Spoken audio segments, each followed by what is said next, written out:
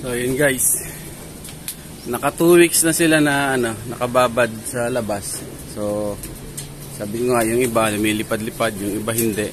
So pinwersa ko na silang mag-raging. So 3 days ko na itong ginagawa. Pag umaga, pawawalan ko sila na hindi na sila busog. Hindi kagaya pagka tinuturuan natin, kailangan busog yung mga ibon.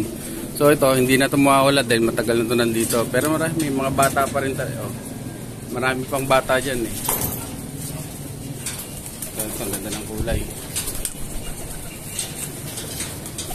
Kupal. So ito, iba rin ang kulay.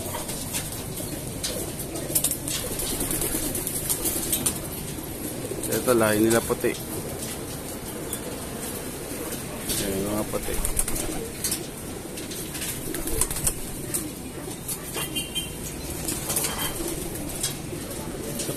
Pawawalan ko yan sila. Tapos may bandera ako maliit dyan, yung hindi naman talaga bugaw na bugaw, yung lang sila ng konti para mapwera sila lumipad. So ang goal ko is pag-release ko yung pag-release ko dito sa pinto, susunod yan, dire-diretso na sila lilipad. So yung ngayon, yung iba bumababa, yung iba lilipad, yung iba pupunta sa bubong. So bubugawin ko yung iba na yon.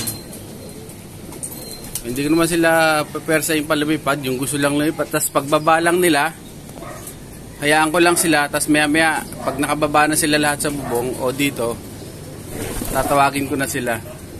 So gusto ko lang sa kanila ngayon, mag-groupings sila. So hindi pa sila nag-groupings. So pan 3 days ngayon, may gumugrupo, merong mga hindi. So yan.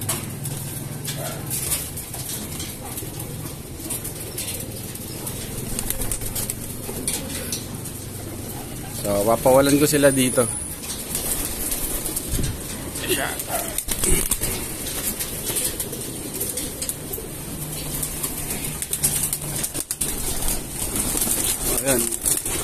Ayan. Ayan, may mga pusa na silang lumilipad. Ayan, may mga pusa talaga lumilipad na.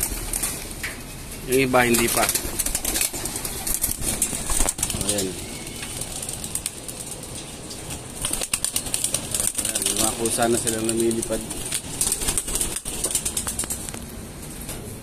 Tapos sasara ko lang ulito para doon sila pumasok sa trapdoor naman.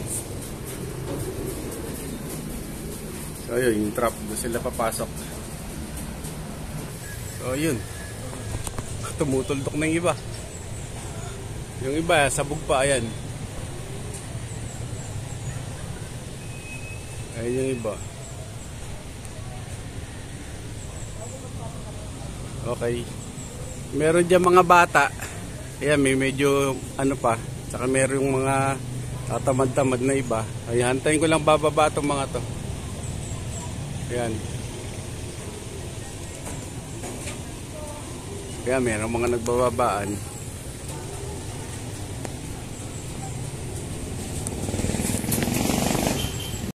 Ayan, bababa na yung iba.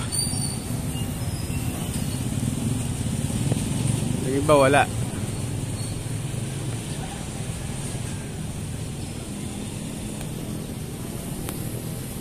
Ayun, yung iba tataas pa.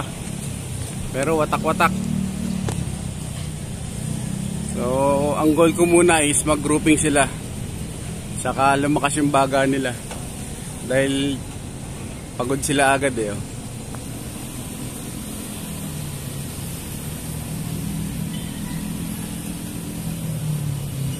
Ayan na, babalikan na.